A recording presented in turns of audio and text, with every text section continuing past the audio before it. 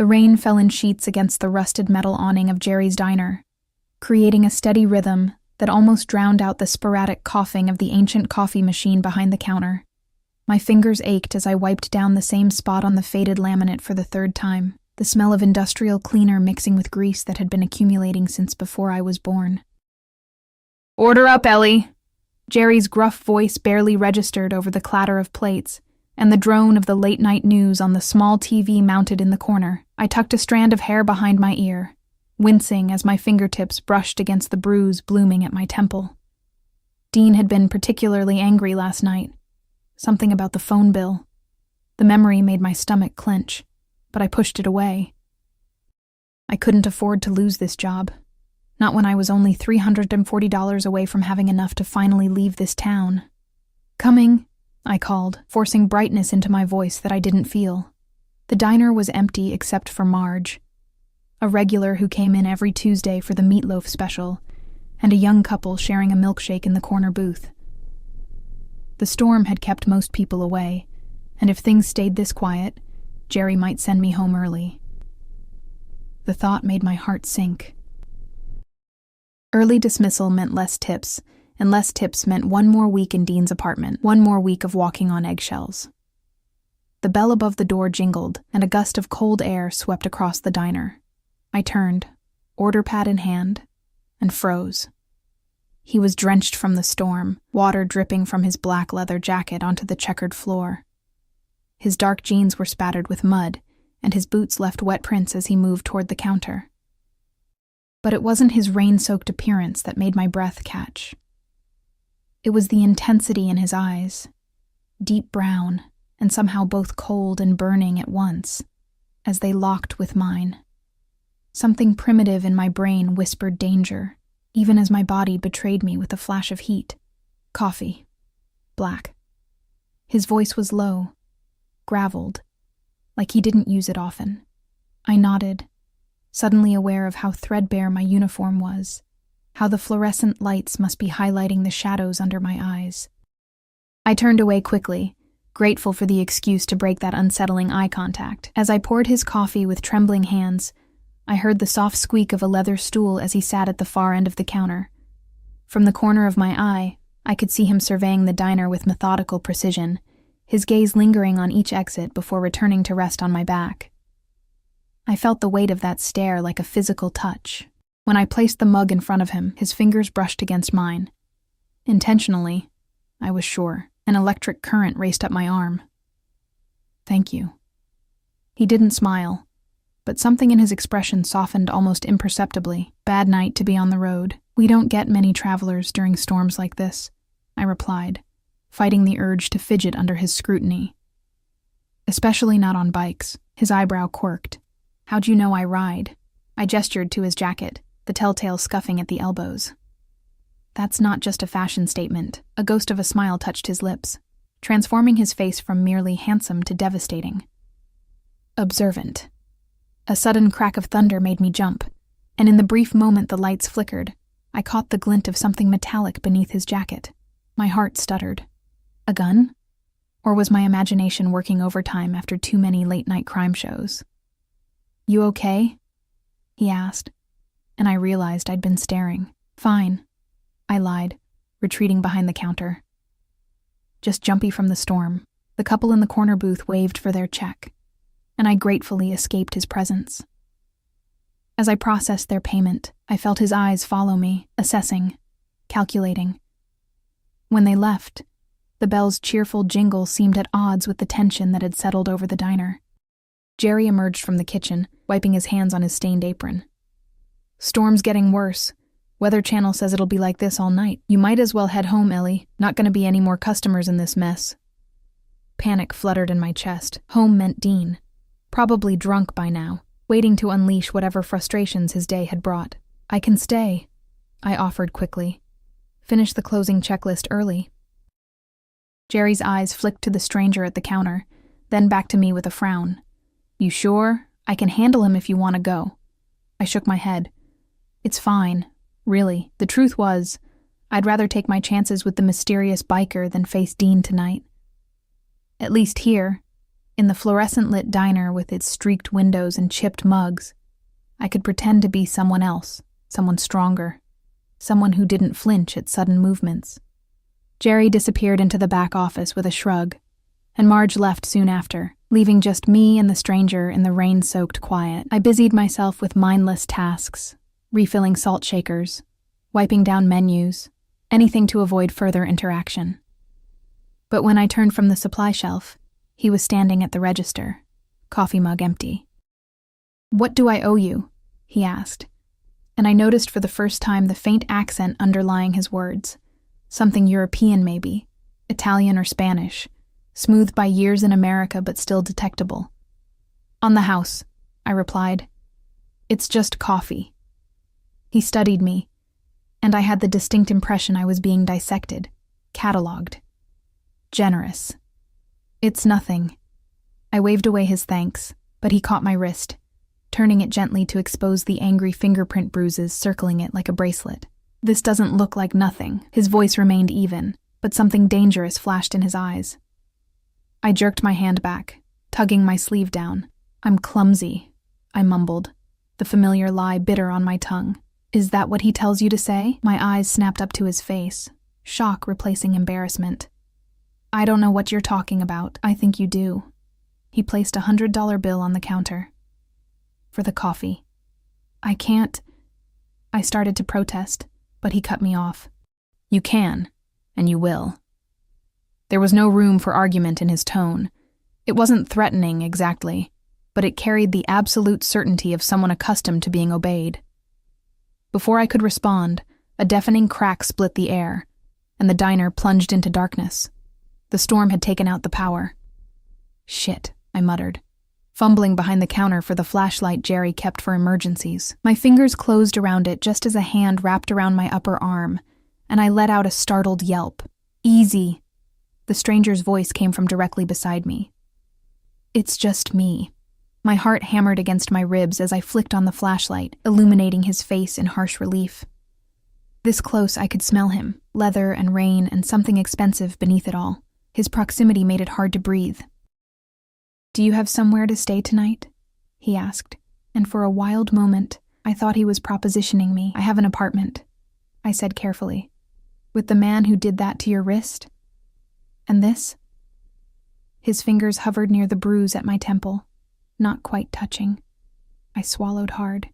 "It's complicated. It usually is." A wry smile curved his lips. "My bike won't start. I checked it before coming in. Something's wrong with the electrical system." I frowned, confused by the abrupt change in topic. "There's a motel about 5 miles down the highway." "In this storm? On foot?" He shook his head. "Is there anywhere closer?" The only place within walking distance was Mrs. Holloway's boarding house, but she'd closed it last winter after her hip replacement. The building stood empty now, awaiting renovation that would probably never come. "No," I admitted, "nothing close." Jerry emerged from the back office, flashlight beam bouncing wildly. "Power's out all over town according to the emergency radio. They're saying lines are down everywhere. Could be days." He looked between us, suspicious. "Everything okay out here?" "Fine," I said quickly. "Just discussing accommodation options for our guest." "Well, he can't stay here," Jerry grumbled. "Insurance won't cover it." I bit my lip. The thought of sending anyone out into that storm, even a stranger who set off every warning bell in my head, seemed cruel. I hesitated, already regretting what I was about to offer. "My neighbor has a spare room. She's away visiting her daughter. She gave me a key to water her plants. I'm sure she wouldn't mind if you stayed there tonight." It was a lie. Mrs. Peterson would absolutely mind, but she wouldn't be back until Sunday. By then, the storm would be long gone, and so would he. The stranger's eyes narrowed slightly, as if he was trying to determine if I had an ulterior motive. Finally, he nodded. "That's very kind." Jerry looked like he wanted to object, but just sighed instead. "You be careful, Ellie. I mean it." He turned to the stranger. "And you. I've got her license plate memorized, just so you know." The implied threat would have been laughable coming from Jerry, who was 67 with a bad back. against this man who radiated coiled danger. But the stranger merely inclined his head in acknowledgement. "I'll get my jacket," I said, disappearing into the back room to collect my things. As I grabbed my worn purse and threadbare coat, I caught sight of my reflection in the small mirror hanging on the wall. Pale face, dark circles under my eyes, hair pulled back in a practical ponytail. I looked exactly like what I was, a tired waitress with too many problems and not enough solutions. What was I doing? Offering shelter to a man who was clearly dangerous, a man who carried a concealed weapon and looked at me like he could see every secret I'd ever tried to hide. But the alternative was going home to Dean. And somehow that seemed far more terrifying tonight. When I returned, the stranger was waiting by the door, his broad shoulders blocking most of the view of the storm outside. He held the door open for me, and as I passed him, I caught a whiff of that scent again, masculine and expensive.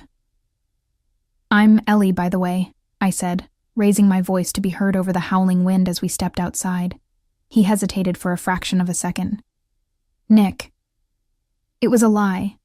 I was certain of it, but I nodded anyway. We all had our secrets, and tonight, I was collecting one more. What I didn't know then, as we ran through the rain toward my ancient Honda with its rusted fenders and temperamental heater, was that this simple act of kindness would shatter the fragile scaffolding of my existence. That the man who called himself Nick would rewrite every rule I thought I understood about survival. And that by morning, nothing in my life would ever be the same again.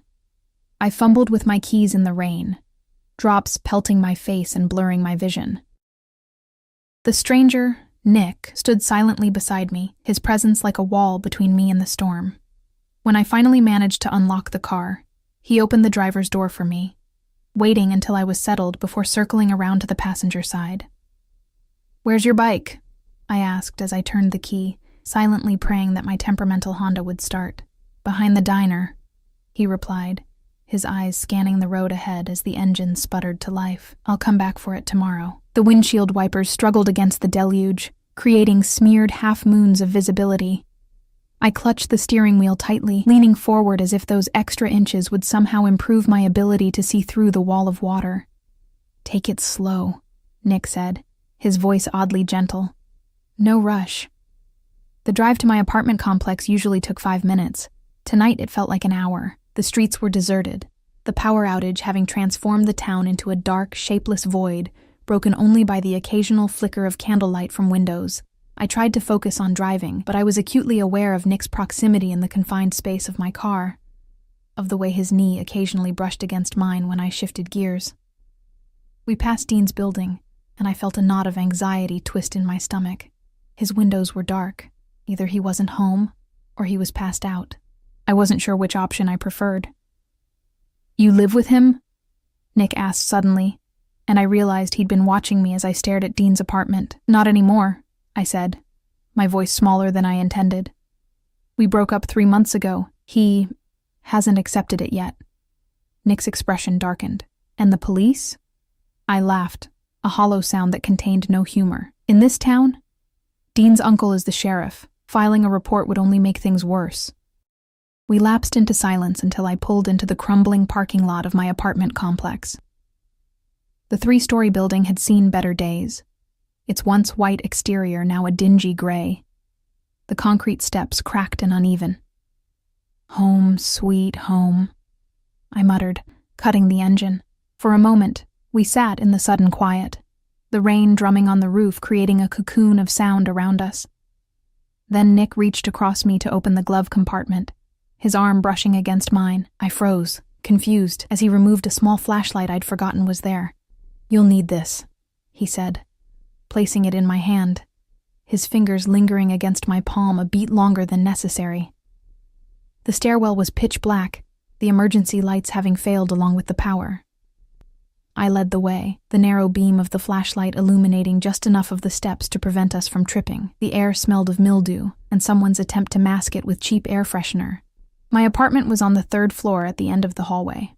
As we approached, I fumbled with my keys again, suddenly self-conscious about the state of my home. It was clean. I was fanatical about that, but it was sparse, with second-hand furniture and bare walls. I'd never bothered to decorate, treating the place as the temporary solution it was meant to be. Mrs. Peterson's apartment is across the hall, I explained as I unlocked my door. Let me just grab her key. I stepped into my darkened apartment, acutely aware of Nick hovering in the doorway. I didn't invite him in, and he didn't presume, standing with one shoulder against the frame as I navigated by flashlight to the kitchen drawer where I kept spare keys. When I returned, key in hand, he was gone. Panic surged through me for a reason I couldn't articulate. I stepped into the hallway, calling his name softly, only to find him standing at the end of the corridor, peering down the stairwell. "Everything okay?" I asked. He turned, expression unreadable in the dim light. "Fine. Thought I heard something." My skin prickled with unease as we crossed to Mrs. Peterson's apartment. The key stuck in the lock, requiring a specific jiggling technique that Mrs. Peterson had demonstrated when she'd asked me to water her countless plants. "Sorry," I muttered, cheeks warm with embarrassment as I struggled with the door. "It's tricky." When the lock finally gave way, I pushed the door open and stepped aside to let Nick enter. Mrs. Peterson's apartment was a mirror image of mine in layout, but that's where the similarities ended.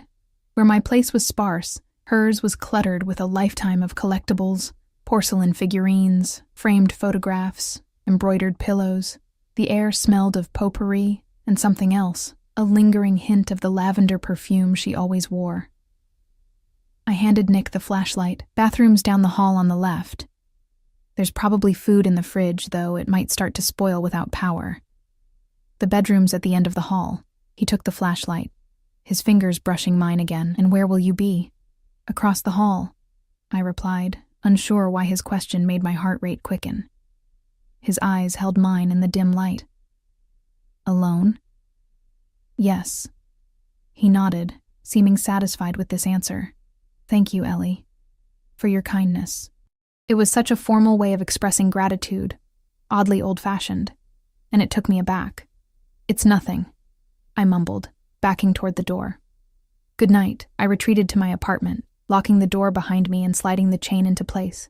For several minutes I stood in the darkness, listening to the rain against the windows and my own ragged breathing. What had I been thinking? Bringing a stranger home, a man who carried a concealed weapon and looked at me like I was a puzzle he was determined to solve. But there was something about him, something beyond the dangerous aura and penetrating gaze, that had compelled me to help him. A flicker of recognition, perhaps, of one damaged soul identifying another. I changed into sweatpants and an oversized t-shirt by the meager light coming through my bedroom window, then crawled under the covers, too exhausted to bother with finding candles. Sleep should have come easily after the long shift, but my mind raced, replaying every interaction with Nick, analyzing his expressions, his careful words. I must have drifted off eventually, because the next thing I knew, I was jerking awake to the sound of my front door rattling in its frame. For a disoriented moment, I thought it was part of a dream. Then it came again, the distinctive sound of someone testing the lock.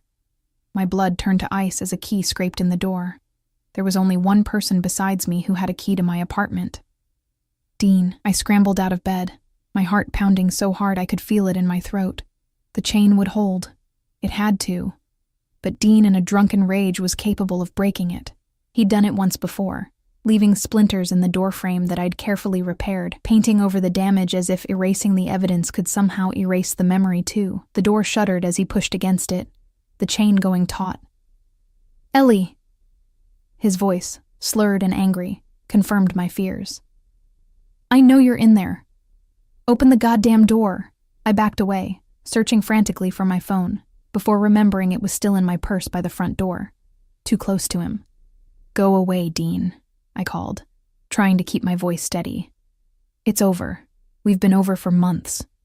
"Your car's in the lot," he growled, rattling the door harder. "Who's with you? Is that why you won't let me in?" Terror closed my throat as the chain strained against his weight. It wouldn't hold much longer. I lunged for my bedroom window, thinking wildly that I could climb out onto the fire escape, but it was stuck, swollen from years of humidity and neglect. I shoved against it with desperate strength, just as I heard the sickening crack of the chain breaking. Heavy footsteps crossed my living room. "Where is he?" Dean demanded, his voice closer now. "Where's the guy you're fucking?" I spun around, pressing my back against the window, as Dean's silhouette filled my bedroom doorway. Even in the darkness, I could see the rage contorting his features. He reeked of whiskey and stale cigarettes. "There's nobody here," I said, hating the tremor in my voice. "I'm alone." He lurched forward, grabbing my arm so hard I knew it would bruise. "Liar. I saw you at the diner. With him." I twisted in his grip, panic making me stronger than usual. "He was just a customer. Let me go, Dean, you're hurting me." His other hand tangled in my hair, yanking my head back. "You think I'm stupid? You think I don't know when my girl is—" "She's not your girl." The new voice, cold, precise, cut through the room like a blade. Dean froze, his fingers still painfully twisted in my hair. Nick stood in the doorway of my bedroom, his silhouette darker somehow than the shadows around him. He'd changed clothes.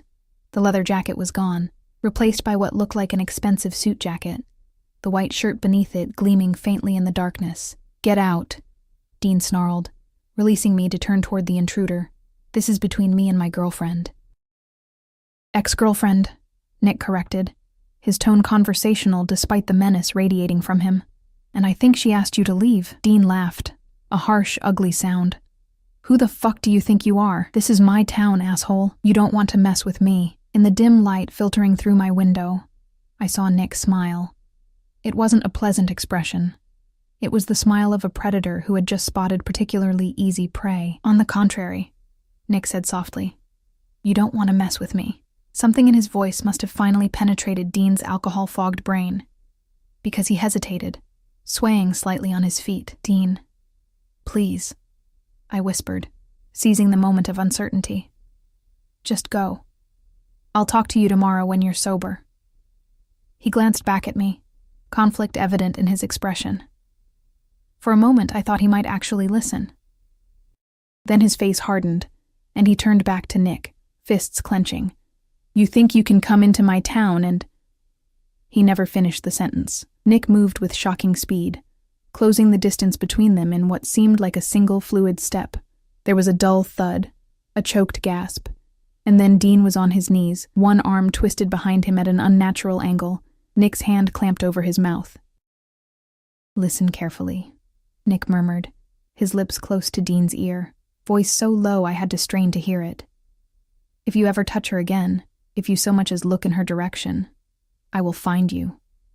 And what happens next will make this seem like a loving caress. Nod if you understand." Dean nodded frantically, eyes bulging with pain and fear. "Good." Nick released him with a shove that sent Dean sprawling onto the floor. "Now get out."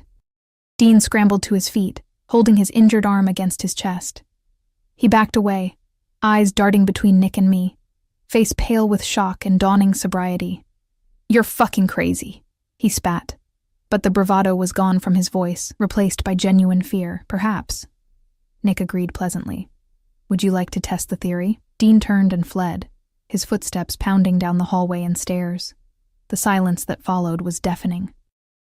I stood frozen by the window, my entire body trembling with adrenaline and residual fear. Nick remained motionless in the center of my bedroom, his back to me, head slightly tilted as if listening for Dean's return. "Are you hurt?" he asked finally, turning to face me. I shook my head, then realized he probably couldn't see the gesture in the darkness. "No." "Thank you." He moved closer, and I tensed involuntarily. He stopped immediately, respecting the boundary. "He won't bother you tonight," he said. "But tomorrow, when he's had time to nurse his wounded pride and ego, he might return with reinforcements." The thought sent fresh fear coursing through me. His uncle will not be a problem. The certainty in Nick's voice was both reassuring and terrifying. Who was this man who could make such claims with such confidence? "How did you know?" I asked. "That he was here?" "I heard him in the hallway." Nick's voice softened slightly. I was concerned. Concerned was such a mild word for whatever had brought him across the hall with such lethal precision. I hugged myself, suddenly aware of how exposed I felt in my thin t-shirt and sweatpants. "Your door is broken," Nick observed. "You can't stay here tonight." I laughed. a brittle sound edged with hysteria. I don't have anywhere else to go. Yes, you do. He held out his hand. Grab what you need. You're staying in Mrs. Peterson's spare room. I should have protested. Should have thanked him for his help and insisted I would be fine, but the thought of spending the night alone in an apartment with a broken door, jumping at every creak and shadow, was unbearable. So I nodded, gathering a change of clothes and my phone while Nick waited in the living room. When I emerged, he was standing by the front door, examining the splintered wood where the chain had ripped free. I'll fix this tomorrow, he said, as if repairing a stranger's door was the most natural thing in the world. As we crossed the hall to Mrs. Peterson's apartment, I found myself wondering once again who this man really was. He moved like a fighter, spoke like someone educated, and wore clothes that, even in the dim light, I could tell were expensive. You're not really a biker, are you? I asked as he unlocked Mrs. Peterson's door. He glanced at me, something like amusement flickering in his eyes. What makes you say that? The suit, for one thing, the way you move, the way you talk. I gestured vaguely at him. All of it. He pushed the door open, stepping aside to let me enter first. People are rarely what they first appear to be, Ellie. It wasn't an answer, but I was too exhausted to press for more. The adrenaline was fading, leaving behind a bone-deep weariness that made my limbs feel leaden. Nick showed me to the spare bedroom, a small space dominated by a twin bed and more of Mrs. Peterson's knickknacks. Try to rest, he said, lingering in the doorway. We'll figure things out in the morning. There was something comforting about the way he said we, as if my problems had somehow become our problems. As if he hadn't just wandered into my life hours ago. A stranger in a storm. Nick? I called softly as he turned to leave. Who are you, really? He paused, his silhouette sharp against the hallway shadows. For a long moment, I thought he might actually tell me the truth. Instead, he simply said, someone who recognizes a cage when he sees one. With that cryptic response, he disappeared down the hallway, leaving me alone with more questions than answers, and the strangest feeling that my life had just veered onto a path I had never anticipated, one that would either lead to salvation or destruction. And the most frightening part was that, in that moment, I didn't care which it would be. I woke to sunlight streaming through unfamiliar curtains. For a disoriented moment, I couldn't remember where I was or why the air smelled of lavender and dust instead of my usual discount fabric softener. Then the events of the previous night crashed over me. The storm, Nick, Dean's intrusion, and my hasty relocation to Mrs. Peterson's spare room. Sitting up, I checked my phone. It was already past 9. I'd slept later than I had in years. Outside, the storm had cleared, leaving behind a brilliant blue sky visible through the window. The power was still out. The digital alarm clock on the bedside table remained dark and silent. I dressed quickly in the clothes I'd grabbed the night before, jeans and a faded blue sweater, and ran my fingers through my tangled hair, wishing I'd thought to bring a brush. When I emerged from the bedroom, I was immediately hit by the rich aroma of coffee. Following the scent led me to the kitchen, where I froze in the doorway, momentarily stunned by the scene before me. Nick stood at the stove, his back to me, dressed in dark trousers and a crisp white shirt, with the sleeves rolled up to his elbows. The muscles in his forearms flexed as he flipped what looked like an omelet in a cast-iron pan. 2 place settings had been arranged at Mrs. Peterson's small kitchen table, along with a French press full of steaming coffee. He must have heard me, because he turned, spatula in hand. In the clear morning light, I could finally see him properly. His features were striking, sharp cheekbones, strong jaw darkened with stubble, and those intense brown eyes that seemed to miss nothing. A thin scar ran along his right temple, disappearing into his hairline. "Good morning," he said, his expression softening slightly. "I hope you don't mind. I found supplies and thought you might be hungry." "Where did you get coffee?" I asked, still hovering in the doorway. "The power's still out." He nodded toward a small camping stove set up on the counter. "I always keep emergency equipment in my bag. Useful in situations like this." Of course he did. Somehow it didn't surprise me that this man who radiated preparedness and control would have a contingency plan for power outages. "Come sit," he said, gesturing to the table with the spatula. "It's almost ready." I slipped into one of the chairs, still feeling like I'd stepped into someone else's life. Nick poured coffee into a mug and slid it toward me, then returned to the stove. "I fixed your door this morning," he said casually, as if repairing broken doors for strangers was something he did every day. "It's not perfect, but it should hold now." "You didn't have to do that," I said, wrapping my hands around the warm mug, "but thank you." He shrugged, plating the omelet and bringing it to the table. "I told you I would." The omelet was perfect, fluffy eggs filled with cheese, peppers, and what tasted like herbs from Mrs. Peterson's windowsill garden. I couldn't remember the last time someone had cooked for me. "This is amazing," I said after the first bite. "Where did you learn to cook like this?" A ghost of a smile touched his lips. "My grandmother. She believed a man should know how to feed himself properly." I tried to picture him as a boy, learning to cook at his grandmother's side, but the image wouldn't form. It seemed impossible that this dangerous, controlled man had ever been a child. "Your accent," I said, curiosity getting the better of me. "Where are you from originally?" He took a sip of his coffee, considering me over the rim of the mug. "Sicily, but I've been in America since I was 18. The admission surprised me, not the origin itself, but the fact that he'd answered truthfully. Or at least, I thought it was the truth. Something about the way he said it felt genuine. "What brought you here?" I asked, emboldened by his openness. "Family business," he replied, his tone making it clear that particular avenue of conversation was closed. We ate in silence for a few minutes, the only sound the occasional clink of forks against plates. It should have been awkward, sharing breakfast with a virtual stranger in a borrowed apartment, but somehow, it wasn't.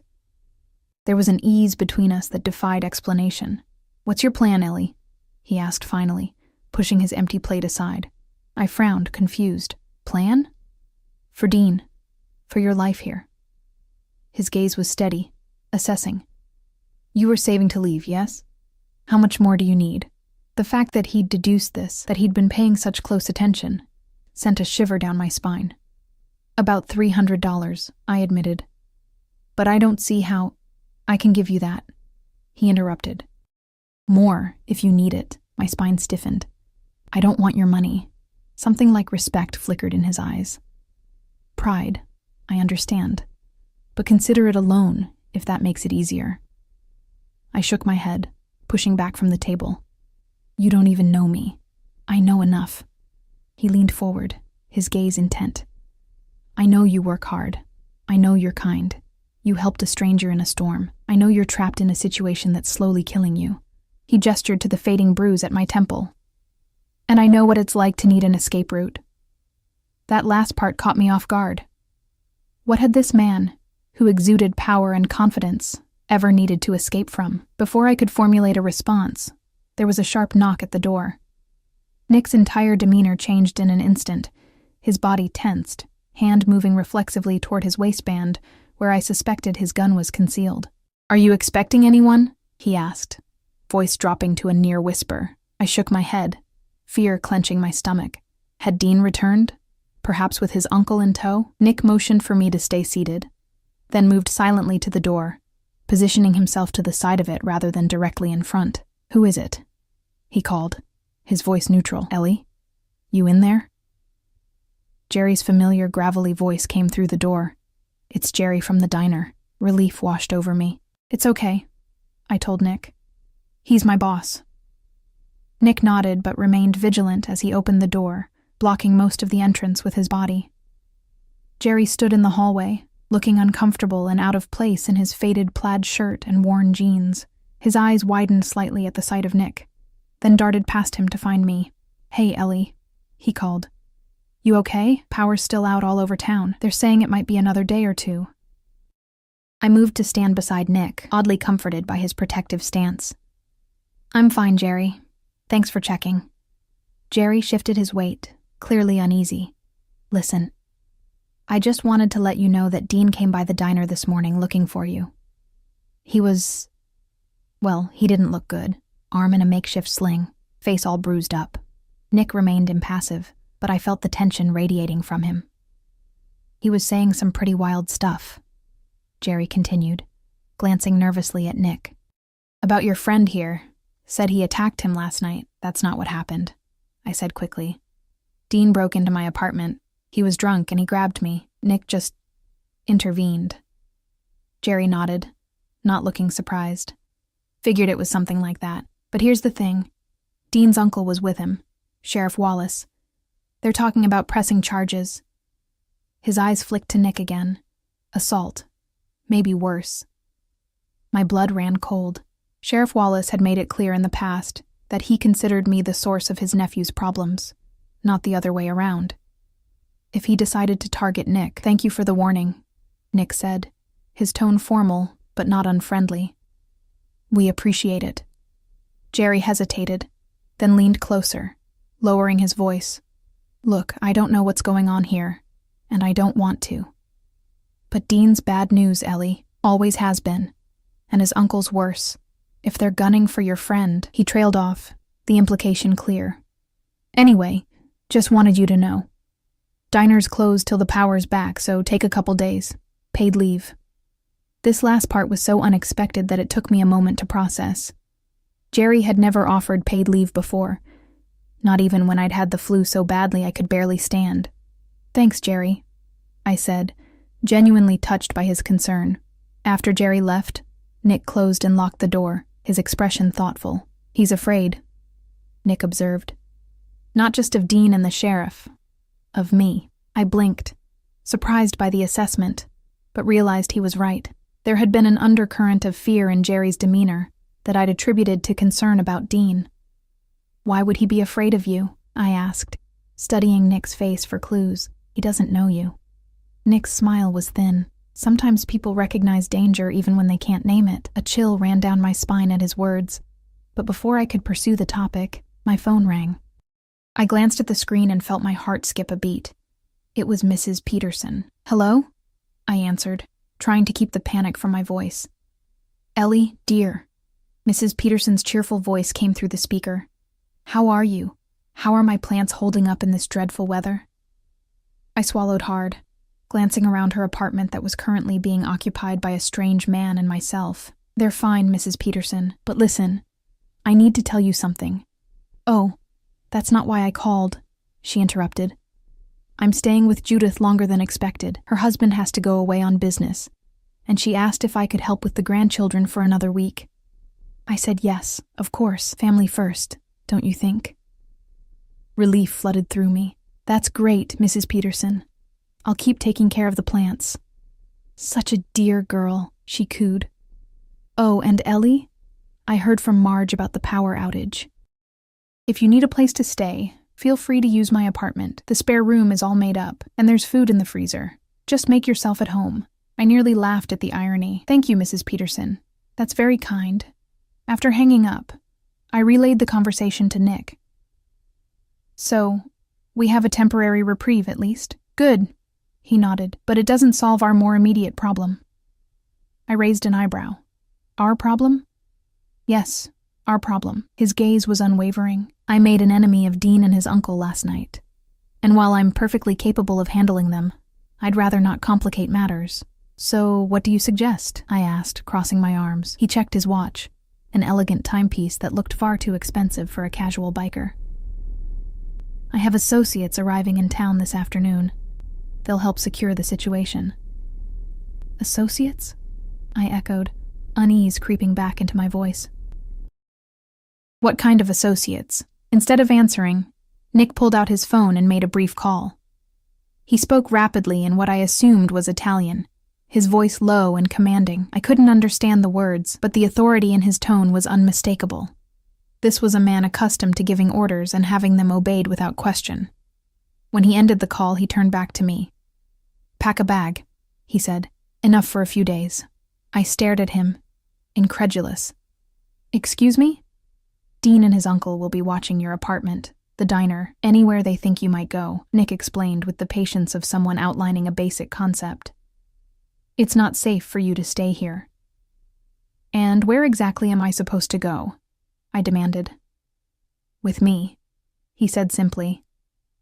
The casual confidence with which he made this suggestion left me momentarily speechless. "I barely know you," I finally managed. "You know I protected you when you needed it," he countered. You know I could have taken advantage of your vulnerability last night, and I didn't. You know I fixed your door and made you breakfast." His eyes softened slightly. "What else do you need to know, Ellie? Your real name, for starters," I said, surprising myself with my boldness. "Who you really are. Why you're in this town." He studied me for a long moment, and I had the distinct impression he was making calculations, weighing risks against benefits. Finally, he nodded. Decision made. "My name is Niccolo Russo," he said, the Italian pronunciation rolling off his tongue in a way that made my name for him, Nick, seem like a pale shadow. "I am the head of the Russo family, based in New York, and I am in your town because I was looking for something." The formal way he introduced himself, the unfamiliar family name, meant nothing to me at first.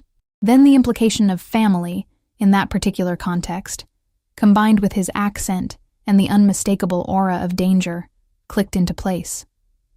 "You're with the Mafia," I breathed, taking an involuntary step back. He didn't deny it. "We prefer family business." My mind raced, trying to process this revelation. I'd suspected he was dangerous, perhaps a criminal, but this was beyond anything I'd imagined. "And what were you looking for in our town?" Something shifted in his expression, a subtle softening I might have missed if I hadn't been watching him so closely. "Initially, a business opportunity. The highway that runs through here makes it strategically valuable." "Initially," I echoed, catching the qualifier.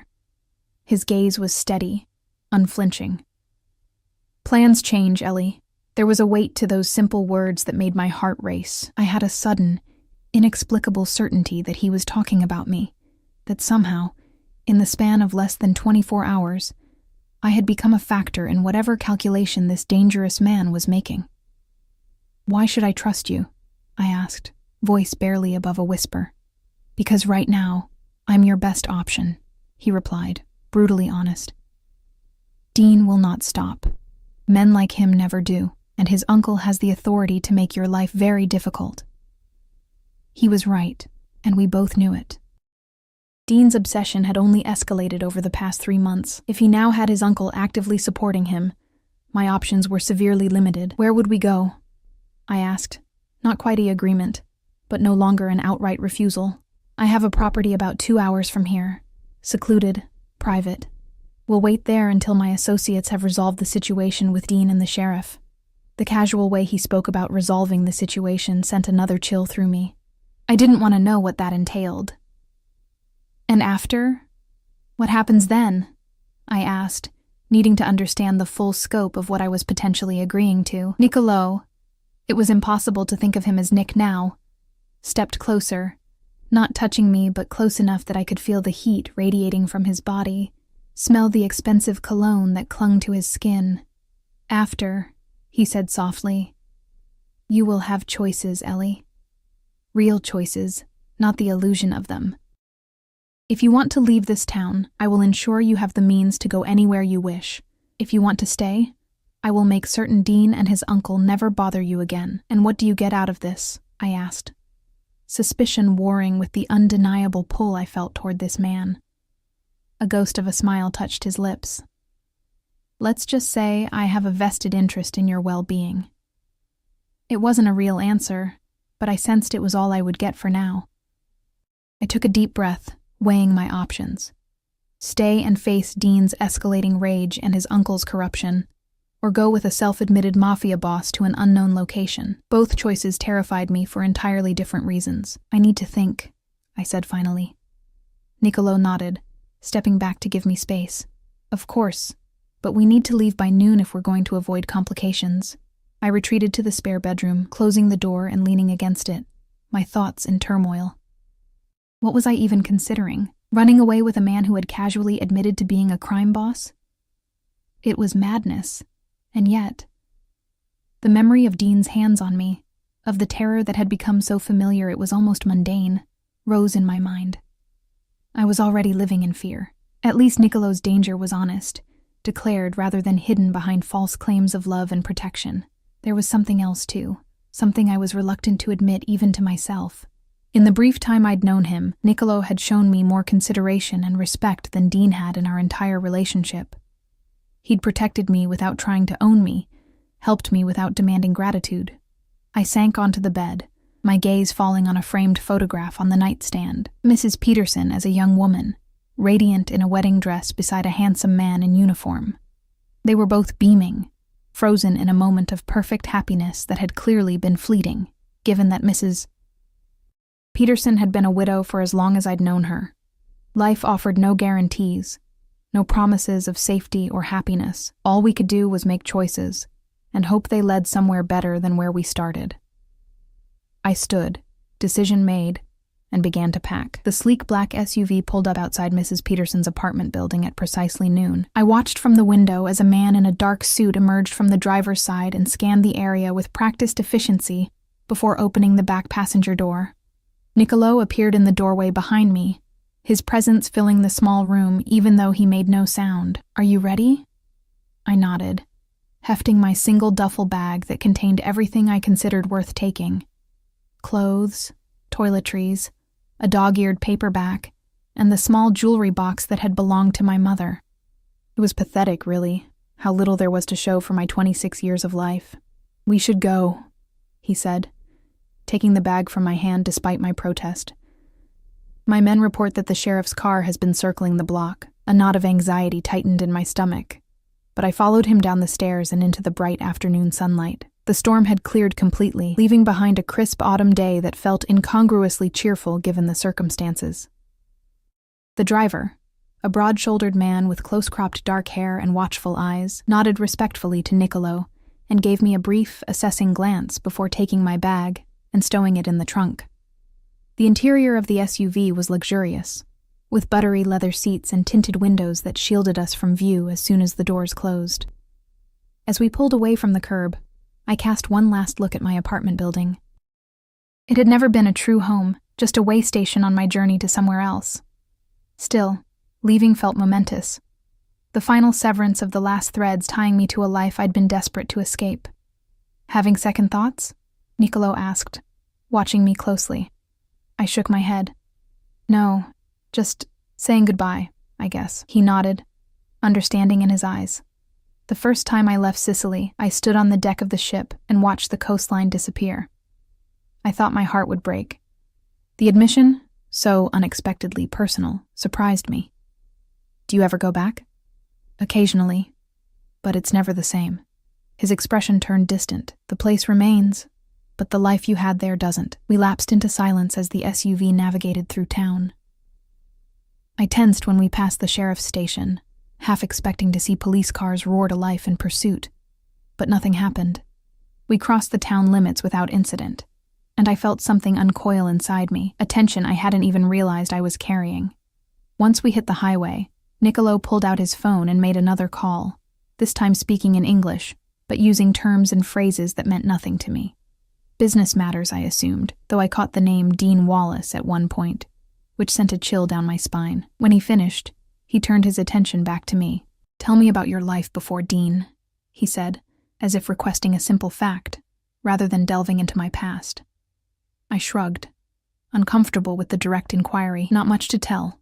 Small-town girl, dead-end job, bad relationship. Classic story. I doubt anything about you is classic, Ellie," he said, and the certainty in his voice made me flush. "Where is your family?" "Gone," I replied, the words still carrying a sting even after all these years. "My mom died when I was 17. Cancer. Dad couldn't handle it, started drinking. Wrapped his truck around a tree 6 months later." I recited the facts with practiced detachment. "No siblings." Niccolo was quiet for a moment, absorbing this information. "So you've been alone." "I've been surviving," I corrected, a hint of defiance creeping into my tone. His lips curved in that barely there smile. "There's a difference between surviving and living, Ellie." The observation hit closer to home than I cared to admit. I turned to gaze out the window, watching the landscape transform from small-town sprawl to dense forest. We were heading into the mountains, the road winding higher with each mile. "What about you?" I asked after a while, curiosity overcoming my reticence. "You mentioned your grandmother. Do you have other family?" Something darkened in his expression. "My parents died when I was 12. My grandmother raised me until I was old enough to take over the family responsibilities." The clinical way he delivered this information suggested old pain, carefully contained. I have cousins, uncles, aunts. The extended family is extensive. I could only imagine what family responsibilities entailed in his line of work, but I didn't press the issue. Instead, I asked, "Why were you really in town? I can't believe a place like ours would be of any interest to someone like you." He studied me for a long moment, as if deciding how much to reveal. Officially, I was scouting a potential distribution route. Unofficially, he paused, choosing his words carefully.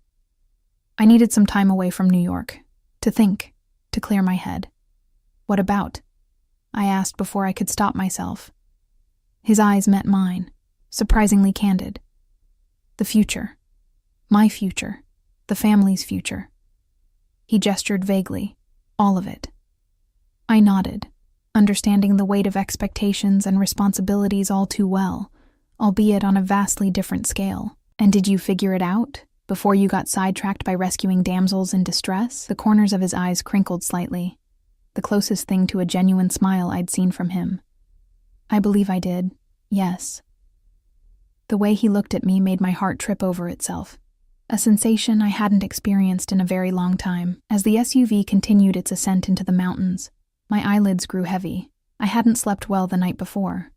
Despite the relative safety of Mrs. Peterson's apartment and the gentle motion of the vehicle combined with the warmth of the sun streaming through the window was lulling me toward sleep. "Rest," Niccolo said softly. "We have another hour at least." I wanted to protest, to stay alert and vigilant, but exhaustion won out. The last thing I remembered before drifting off was the sensation of something warm being draped over me, Niccolo's jacket, I realized dimly, and the murmur of his voice speaking quietly in Italian to the driver. When I woke, the quality of the light had changed. The sun was lower in the sky, casting long shadows across a landscape that had transformed completely. We were deep in the mountains now, following a private road that cut through ancient forest. The trees pressed close on either side, creating a natural tunnel of vibrant autumn colors. "Where are we?" I asked, my voice husky with sleep. "Almost there," Niccolo replied. He looked relaxed, one arm stretched along the back of the seat, his posture more open than I'd seen it before. Away from town, away from the complications of Dean and the sheriff. Some of the tension had bled out of him. The road curved sharply, and suddenly the trees gave way to reveal a sprawling property nestled in a natural clearing. The house, mansion would be more accurate, was a blend of traditional and modern architecture, all stone and glass and dark wood. It commanded a stunning view of the valley below, with the mountains rising majestically on the far horizon. "This is yours?" I asked, unable to keep the awe from my voice. "One of several properties," he replied, watching my reaction with what seemed like pleasure. "Do you like it?" "It's beautiful," I admitted, taking in the meticulous landscaping, the infinity pool that seemed to merge with the sky, the careful integration of the structure with its natural surroundings. As we pulled up to the front entrance, the massive wooden doors opened, and a middle-aged woman emerged. She was dressed simply, but elegantly, her silver-streaked dark hair pulled back in a neat bun. "Maria," Niccolo explained as the SUV came to a stop. "She manages the household. She's been with my family since before I was born." Maria greeted Niccolo with obvious affection, speaking rapidly in Italian as she embraced him. Then she turned to me, her keen eyes taking in every detail from my worn jeans to my faded sweater. "Welcome, Miss Ellie," she said, her accent much thicker than Niccolo's. "Mr. Russo has told me you will be our guest. Come, I will show you to your room." I glanced at Niccolo, suddenly uncertain. This was all happening so fast. Less than 24 hours ago, I'd been a waitress in a small-town diner, and now I was standing in front of a mansion with a Mafia boss and his housekeeper. "It's all right," he said, correctly interpreting my hesitation. "Maria will take good care of you. I have some business to attend to, but I'll join you for dinner. Make yourself at home." With that, he disappeared into the house, already on his phone again, leaving me to follow Maria through the imposing entrance. The interior of the house was even more impressive than the exterior. Soaring ceilings, massive windows that framed the spectacular views, artwork that looked like it belonged in a museum. rather than a private home. Maria led me through a series of hallways and up a curved staircase to a wing that she explained contained the guest suites. "Mr. Russo has placed you in the blue suite," she said, opening a door to reveal a room that was larger than my entire apartment. "It has the best view of the sunrise." The blue suite was aptly named. The decor featured various shades of blue, from deep navy to pale ice, creating a calming, oceanic atmosphere. A king-sized bed dominated one wall, while a sitting area with plush armchairs and a fireplace occupied another. Floor-to-ceiling windows opened onto a private balcony that overlooked the valley. "The bathroom is through there," Maria indicated a doorway. "Fresh towels, toiletries, everything you need." "And here," she opened a closet door to reveal a selection of women's clothing, all appearing to be approximately my size. "Mr. Russo arranged for these, in case you needed anything additional." I stared at the clothes, designer labels I recognized but had never dreamed of wearing, then back at Maria. "When did he arrange this? We just decided to come here this morning." Maria's expression was carefully neutral. "Mr. Russo is always prepared for contingencies." The implication that he had somehow anticipated my presence, had prepared for me before I even agreed to come, was both unsettling and strangely flattering. What had he seen in me, in our brief encounter, that made him so certain I would end up here? "Dinner will be at 7 in the main dining room," Maria continued. "I will come to escort you. In the meantime, please make yourself comfortable. There is a library down the hall if you wish to read, or you may explore the grounds. Security has been advised of your presence." With that, she left me alone in the luxurious suite, closing the door softly behind her. I sank onto the edge of the bed, overwhelmed by the sudden turn my life had taken. Part of me wanted to laugh at the absurdity of it all. The small-town waitress swept away by a mysterious Mafia boss to his mountain retreat. It was like something out of a novel, too fantastic to be real. Yet it was real. The soft bedding beneath me, the breathtaking view through the windows, the faint scent of pine and wood smoke in the air. All of it was tangible, immediate, present. After a moment of contemplation, I decided to explore. The bathroom was a marvel of marble and glass, with a shower large enough for 4 people and a soaking tub positioned to take advantage of the view. The toiletries were high-end, the towels plush and monogrammed with an elegant R. I took a long, hot shower, washing away the lingering anxiety of the past 24 hours. Afterward, wrapped in a ridiculously soft robe, I examined the clothes in the closet. They were indeed my size, perhaps a touch more form-fitting than I would have chosen, but impeccably tailored and made of fabrics that felt luxurious against my skin. I selected a simple outfit, dark jeans and a cashmere sweater in a deep burgundy, and was relieved to find that they fit perfectly. After dressing, I ventured out to explore the house.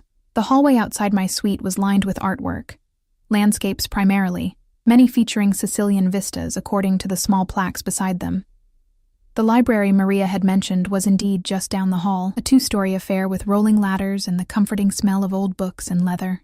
I was examining the spines, everything from classics in multiple languages to modern bestsellers, when I sensed, rather than heard, someone enter the room behind me. "Find anything interesting?" Niccolo's voice sent a shiver down my spine. I turned to find him leaning against the doorframe, watching me with that intense gaze that seemed to see right through my defenses. He'd changed clothes, now wearing dark jeans similar to mine, and a charcoal sweater that emphasized the breadth of his shoulders. "Your collection is impressive," I replied, gesturing to the shelves. "Do you actually read all these?" He pushed away from the door, moving into the room with that fluid grace that still reminded me more of a predator than a businessman. "Many of them. Yes, reading was my escape as a child. It still is when I can find the time." This glimpse of the boy he had been, seeking refuge in books from whatever darkness surrounded him, humanized him in a way that nothing else had. I could picture him curled in a window seat somewhere, lost in a story that transported him away from the realities of his life. "What do you like to read?" I asked, genuinely curious. "History, philosophy." His lips quirked. "The occasional thriller, though most get the details wrong. I could imagine the kind of details a man in his position would notice." "And poetry?" I asked, nodding toward a shelf dedicated to verse. Something flickered in his expression. Surprise, perhaps, that I had noticed. "Yes. Particularly Dante. "Abandon all hope, ye who enter here," I quoted, the famous line from Inferno seeming suddenly, uncomfortably relevant to my current situation. Niccolo's eyes sharpened. "You know Dante?" I shrugged, oddly pleased that I had impressed him. I had a good English teacher in high school. She loved the classics. He studied me with renewed interest, as if re-evaluating something in his assessment of me. Most people remember only that line, the warning at the gates of hell. They forget that Dante's journey doesn't end there. He passes through purgatory and eventually reaches paradise. With Beatrice as his guide, I added, remembering the broad strokes of the epic poem. His ideal of perfect love. Something shifted in Niccolo's gaze, a heat and intensity that hadn't been there before. Yes. The single word held layers of meaning I couldn't begin to interpret. An uncomfortable silence stretched between us, charged with something that made my pulse quicken. "Maria tells me you've settled in," he said finally, changing the subject. "Is the room to your liking?" "It's beautiful," I acknowledged. "Everything is. But Niccolo, I can't help wondering, what happens now?" He moved to the window, looking out at the mountains bathed in the golden light of approaching sunset. "Now, you rest. You take some time to yourself, away from Dean, away from that town, away from the life that was slowly crushing you." He turned back to face me. "And when you're ready, you decide what you want next. It can't be that simple," I argued, crossing my arms. "Why not?" He stepped closer, and I resisted the urge to back away. "What's stopping it from being that simple, Ellie?" "Because nothing is ever that simple," I replied, my voice rising slightly, "especially not with someone like you." His eyebrow arched. "Someone like me? A mafia boss," I said bluntly. "A man who carries a gun and has associates who can make problems disappear. A man who prepared a room for me before I even agreed to come here." Instead of being offended, he seemed almost pleased by my outburst. "You're right to be suspicious," he acknowledged. "In my world, nothing comes without strings. But sometimes, Ellie, the strings are visible only if you choose to look for them." "And if I do look?" I challenged. "What strings would I find attached to all this?" I gestured to encompass the library, the house, the implied protection he was offering. He considered me for a long moment, his expression unreadable. "Dinner will be ready soon," he said finally, sidestepping my question. "Would you like a tour of the grounds before we eat?" I wanted to press him, to demand the answers he was so carefully avoiding giving, but something in his demeanor suggested it would be futile, so I nodded, allowing him to lead me through the house and onto a stone terrace that overlooked the immaculately landscaped grounds. The property was even more extensive than it had appeared from the car. Gardens gave way to orchards, which transitioned to natural woodland. A path wound down to a lake that gleamed like molten gold in the setting sun. The mountains provided a natural barrier, creating a sense of isolation that was both comforting and slightly unnerving. "It's like another world," I murmured, taking in the peaceful beauty of the setting. "That's why I come here," Niccolo said, standing close enough that I could feel the heat of his body. "To remember that there's more to life than business, more to existence than power struggles and territory disputes." I glanced at him, struck by the weariness in his tone. "Do you ever wish you could just walk away from it all?" A sad smile touched his lips. "Every day. And never." The contradiction made perfect sense to me. I understood what it was to be trapped in a life you both resented and clung to, simply because the alternative was too frightening to contemplate. "In my world," he continued, his gaze fixed on the distant mountains, "family is everything. Legacy is everything. I was born into this life, Ellie. It's in my blood, my bones. Walking away would mean betraying not just those who depend on me now, but generations who came before." The weight of that responsibility was evident in the set of his shoulders, the gravity in his eyes. For all his power, for all his wealth, Niccolo Russo was as much a prisoner as I had been in my small-town existence. Just a different kind of cage, gilded with luxury and authority instead of fear and poverty. "I understand," I said softly. And I meant it. Duty is its own kind of prison. He turned to look at me then, genuine surprise flickering across his features. "Most people don't," he said. "They see the surface, the money, the power, the respect. They don't see the cost. I see you," I replied, the words slipping out before I could censor them. Something raw and vulnerable flashed in his eyes, gone so quickly I might have imagined it. He reached out, brushing a strand of hair from my face with a gentleness that belied the strength in his hands. "Yes," he murmured. "I believe you do." The moment stretched between us, fraught with unspoken possibilities. Then the terrace doors opened, and Maria appeared, announcing that dinner was served. The spell broken, Niccolo stepped back, offering his arm with old-world formality. "Shall we?" I placed my hand on his arm, hyper-aware of the solid muscle beneath the soft fabric of his sweater, and allowed him to lead me back into the house. Whatever game we were playing, whatever dance we had begun, I knew with absolute certainty that I was out of my depth. But as we entered the dining room, with its flickering candles and crystal glasses glinting in the warm light, I found I didn't care. For the first time in years, I felt truly alive, and that was worth any risk. Dinner was an experience unlike anything I'd known before. The food was exquisite. A series of Italian dishes prepared by a chef I learned was brought in specially from New York. We ate by candlelight, the power outage in town having no impact on this self-sufficient estate with its own generators. Niccolo was an attentive host, filling my glass with wine from his family's vineyard in Sicily and explaining each course with obvious appreciation for the culinary traditions of his homeland. As we lingered over dessert, a delicate panna cotta that melted on my tongue, I found myself relaxing for the first time in years. The combination of excellent food, fine wine, and Niccolo's surprisingly engaging conversation created an atmosphere that felt almost dreamlike in its perfection. "You're smiling," he observed, watching me over the rim of his wineglass. "It suits you." I touched my lips, surprised to find that he was right. I guess I don't do it very often. "Then we must find more reasons for you to smile," he said, the intensity in his gaze making my cheeks warm.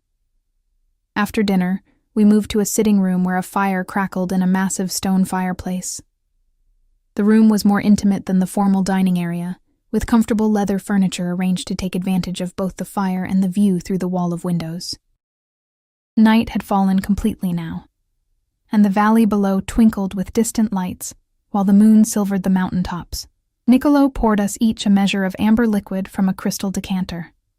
"Sicilian brandy," he explained, handing me a snifter, "from grapes grown on land that has been in my family for 6 generations. I took a cautious sip, savoring the complex flavors that bloomed across my palate: honey, oak, spice, and something indefinable that spoke of sun-drenched hillsides and ancient traditions. "It's beautiful," I murmured. He smiled, pleased by my appreciation. "Like many beautiful things, it requires patience. The best vintages must age for decades." "Is that a metaphor?" I asked, curling my legs beneath me on the sofa. "Perhaps." He settled into an armchair across from me, the firelight casting dramatic shadows across his features. "I've learned that the most worthwhile things in life rarely come easily or quickly." Our conversation meandered through various topics: books we'd read, places he'd traveled, experiences that had shaped us. I found myself opening up more than I had with anyone in years, sharing stories of my childhood, my parents, the dreams I'd once had before life intervened. "You wanted to be a teacher," he said, seeming genuinely interested. "Why didn't you pursue it?" I shrugged, tracing the rim of my glass with my finger. "Money, mostly. After my parents died, there was nothing. I barely finished high school. College seemed impossible." "It's never too late," he observed. "If that's still what you want." I laughed softly. "I haven't thought about what I want in a long time. I've been too busy just surviving." His expression sobered. "And now?" "What do you want now, Ellie?" The question hung in the air between us, weighted with implications neither of us had voiced. I stared into the fire, considering my answer carefully. "Freedom," I said finally, meeting his gaze. "The freedom to make my own choices, to build a life that belongs to me and no one else." Something like approval flickered in his eyes. "A worthy ambition. And you?" I asked, emboldened by the brandy and the intimate setting. What does the great Niccolo Russo want that he doesn't already have? He was quiet for so long I thought he might not answer. When he finally spoke, his voice was softer, stripped of its usual commanding tone. Peace, legacy, someone to share it all with who sees beyond the power and the name to the man beneath. The raw honesty in his admission caught me off guard. For all his carefully cultivated control, there was loneliness there, a yearning that mirrored my own in ways I hadn't expected. Is that why you were really in town? I asked, the pieces suddenly clicking into place. Not for business at all, but because you needed space to think about your future. A ghost of a smile touched his lips. You're very perceptive, Ellie. Yes, I was at a crossroads of sorts. My position, it comes with expectations, responsibilities to the family, the need to secure the future. Through marriage, I guessed, something cold settling in my stomach at the thought. He nodded. There were several suitable arrangements proposed. Alliances that would strengthen our position, expand our territory. His expression darkened. The women were all appropriate choices, from respected families, educated, prepared for the life, but something was missing. So you ran away to think, I said, understanding his impulse all too well. I took a strategic retreat, he corrected, though his eyes held a hint of amusement. And then I stopped at a diner in a storm and found something I wasn't looking for. My heart stuttered in my chest, and what was that? His gaze was steady, unwavering. Someone real. Someone who looked at me and saw Niccolo, not just the Russo name and all it represents. Someone with strength that has nothing to do with power or money. I swallowed hard, unsure how to respond to the naked admiration in his voice. You don't know me, I protested weakly. Not really. I know enough, he said, echoing his words from our breakfast conversation. I know you've survived things that would break many people. I know you help strangers even when you have nothing to give but kindness. I know you're intelligent, perceptive, and far more educated than your circumstances might suggest. His assessment left me breathless, not because it was flattering, but because it felt true in a way that transcended mere compliments. He saw me, really saw me, in a way no one had bothered to in years. What happens now? I asked. The question that had been hovering between us all day finally finding voice. Niccolo set his glass aside and leaned forward, his elbows on his knees. That depends on you, Ellie. My associates in town will ensure that Dean and his uncle no longer present a threat to you. You're free to return if you wish, though I think we both know there's nothing for you there. And the alternative? I prompted when he paused. Stay, he said simply. Not as a guest, not as someone under my protection, but as a partner. Let me give you the freedom you want, the resources to pursue your education, to travel, to discover who you are beyond the confines of that small town and smaller life. I stared at him, stunned by the offer. In exchange for what? The chance to know you, he replied, his voice low and earnest. The opportunity to see if what I felt the moment I saw you in that diner was real or just the fantasy of a man tired of living in shadows. The raw vulnerability in his confession stole my breath. This powerful man, this dangerous man, was offering me everything I'd ever wanted. Freedom, security, opportunity, and asking for nothing in return but the chance to see if there could be something between us. It seemed too good to be true, and in my experience, things that seemed too good to be true invariably were. You're a mafia boss, I said bluntly. Your business is, what, drugs? Weapons? Extortion? Instead of being offended by my candor, he seemed to appreciate it. The Russo family has diverse interests, he acknowledged, some more legitimate than others. I won't insult your intelligence by claiming my hands are clean, Ellie. But I can promise you this. Whatever develops between us will be separate from that world. You will never be asked to participate in anything you find morally objectionable. Can anyone really separate those parts of their life so neatly? I challenged. He conceded the point with a slight incline of his head. Perhaps not entirely, but I would do everything in my power to keep you safe. Not just physically, but emotionally and ethically as well. I rose from the sofa and moved to the windows, needing space to think. The night sky stretched above us, stars scattered like diamonds across black velvet, so much more visible here away from the lights of town. I've spent my whole life feeling trapped, I said finally, not turning to look at him. First by poverty, then by Dean, then by fear. I can't trade one cage for another, Niccolo, no matter how gilded. I heard him move, felt his presence behind me, though he didn't touch me. I'm not offering a cage, Ellie. I'm offering a choice. Stay or go. Either way, you'll have the means to build the life you want. Just like that? No strings attached? I turned to face him, searching his expression for any sign of deception. Just like that, he confirmed.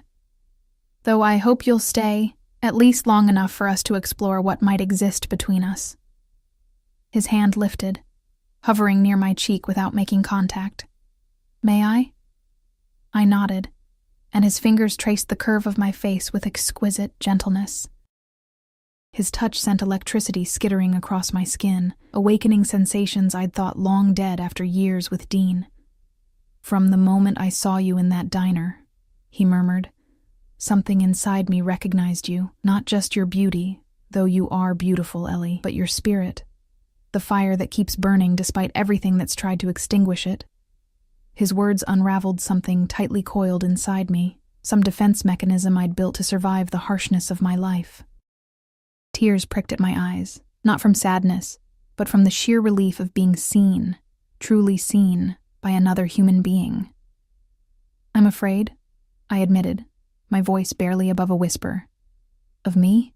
He asked, his thumb gently wiping away a tear that had escaped. I shook my head. Of hoping. Of believing this could be real. His eyes, so dark and intense, held mine. It is real. I am real. What I feel for you is real, unexpected as it may be. He leaned closer, his intention clear, giving me every opportunity to pull away. I didn't.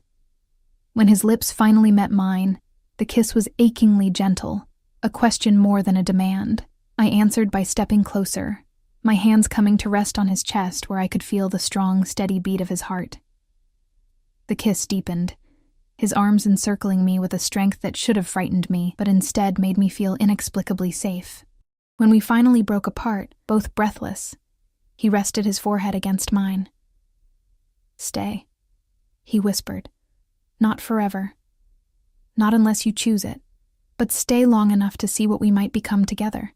In that moment, with his arms around me and the taste of him still on my lips, the decision seemed not just easy, but inevitable. Yes, I breathed.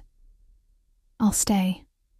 The next few weeks passed in a blur of discovery, of Niccolo, of the world he inhabited, but most importantly, true to his word, he gave me freedom in ways I'd never experienced before. I enrolled in online courses, the first step toward the teaching degree I'd abandoned years ago. I explored the property, spent hours in the library, learned to ride the horses kept in the stables at the far end of the estate. Niccolo was often busy, his business requiring frequent video conferences and occasional trips to New York, but when we were together, his attention was undivided and absolute. He taught me to cook traditional Sicilian dishes, introduced me to wines I'd never heard of, read poetry to me by firelight in that rich, accented voice that sent shivers down my spine. And at night, when we retired to what had become our shared bedroom, he taught me that passion could be gentle, that desire could be patient, that my pleasure mattered as much as his own. In his arms, I found healing for wounds I hadn't even realized still bled. 6 months after that stormy night at the diner, we stood on the terrace overlooking the valley, now lush with spring growth. His arms encircled me from behind, his chin resting on the top of my head. Happy? He asked, a question he posed often, always attentive to my emotional state. Yes, I replied honestly. And I was. The shadows of my past had receded, though they would never completely disappear. Dean and his uncle had mysteriously relocated to the opposite coast, their sudden departure the subject of much gossip in my old town. I never asked Niccolo for details, and he never offered them. I had begun student teaching at a school in the nearby town, where I was known simply as Ellie Russo, Niccolo's wife, another development that had unfolded naturally, almost inevitably, as winter gave way to spring. The simple gold band on my finger caught the sunlight as I lifted my hand to cover his, where it rested on my still flat stomach. "I have something to tell you," I said, turning in his embrace to see his face. His expression was open, curious, as he waited for me to continue. "We're going to have a baby," I said, watching as surprise, joy, and a fierce protectiveness transformed his features. "Ellie," he breathed, his hands cradling my face with reverence. "You're certain?" I nodded, smiling through sudden tears. "The doctor confirmed it yesterday." He dropped to his knees before me, pressing his face against my abdomen, his arms wrapped around my waist. When he looked up, there was such naked emotion in his eyes that it took my breath away. "You have given me everything," he said, his voice rough with feeling. "A love I never thought to find. A family of my own. A future worth fighting for." I ran my fingers through his dark hair, marveling at the journey that had brought us to this moment. From a rain-soaked diner to this sunlit terrace, from strangers to lovers, to partners in the truest sense. "No," I corrected gently. "We gave these things to each other." As he rose to his feet and gathered me in his arms, I thought of that night in the library when he'd spoken of Dante's journey from hell to paradise. My own journey had followed a similar path.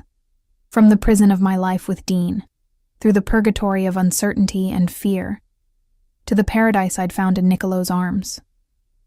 Not a perfect paradise, not without complications or challenges, but real and mine and freely chosen. And in the end, that freedom to choose was the greatest gift he could have given me.